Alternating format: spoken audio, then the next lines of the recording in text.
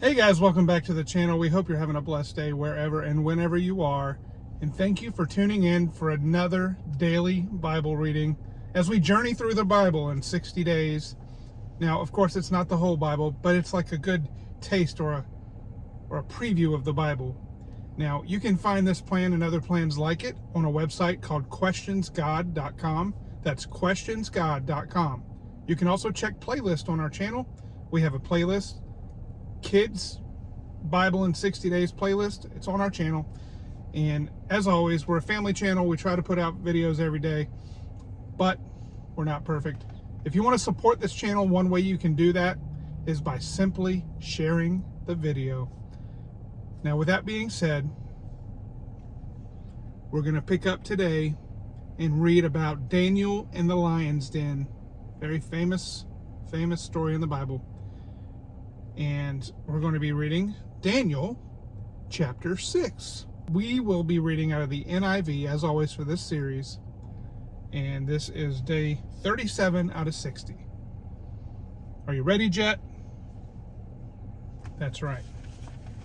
Daniel and the Den of Lions. It pleased Darius to appoint 120 satraps to rule throughout the kingdom, with 3 administrators over them, one of whom was Daniel. The satraps were made accountable to them, so that the king might not suffer loss. Now Daniel so distinguished himself among the administrators and the satraps by his exceptional qualities that the king planned to set him over the whole kingdom. At this, the administrators and the satraps tried to find grounds for charges against Daniel in his conduct of government affairs, but they were unable to do so. They could find no corruption in him, because he was trustworthy and neither corrupt nor negligent. Finally, these men said, "We will never find any basis for charges against this man Daniel unless it has something to do with the law of his God."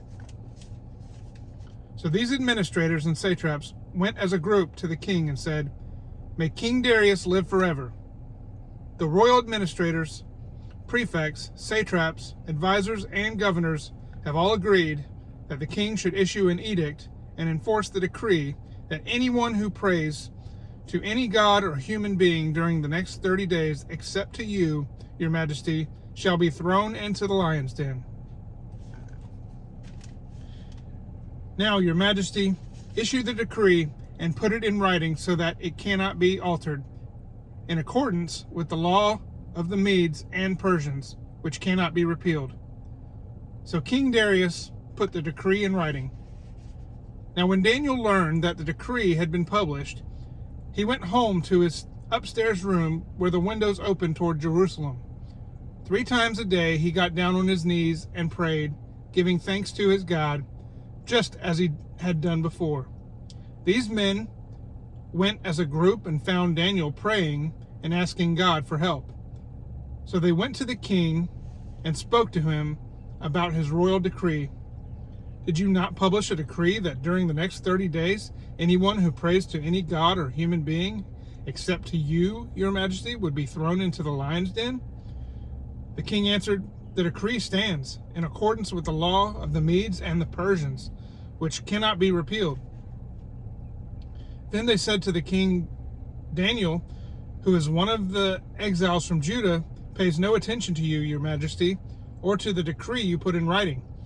He still prays 3 times a day." When the king heard this, he was greatly distressed. He was determined to rescue Daniel and made every effort until sundown to save him. Then the men went as a group to King Darius and said to him, "Remember, your majesty, that according to the law of the Medes and Persians, no decree or edict that the king issues can be changed." So the king gave the order, and they brought Daniel and threw him into the lion's den. The king said to Daniel, "May your God whom you serve continually rescue you." A stone was brought and placed over the mouth of the den, and the king sealed it with his own signet ring and with the rings of his nobles, so that Daniel's situation might not be changed. Then the king returned to his palace and spent the night without eating and without any entertainment being brought to him, and he could not sleep. At the first light of dawn, the king got up and hurried to the lion's den. When he came near the den, he called to Daniel in an anguished voice, "Daniel, servant of the living God, has your God, whom you serve continually, been able to rescue you from the lions?" Daniel answered, "May the king live forever. My God sent his angel, and he shut the mouths of the lions. They have not hurt me, because I was found innocent in his sight. Nor have I ever done any wrong before you, your majesty." The king was overjoyed and gave orders to lift Daniel out of the den. And when Daniel was lifted from the den, no wound was found on him, because he had trusted in his God. At the king's command, the men who had falsely accused Daniel were brought in and thrown into the lion's den, along with their wives and children. And before they reached the floor of the den, the lions overpowered them and crushed all their bones. Then King Darius wrote to all the nations and peoples of every language in all the earth, "May you prosper greatly. I issue a decree that in every part of my kingdom, people must fear and reverence the God of Daniel. For he is the living God, and he endures forever.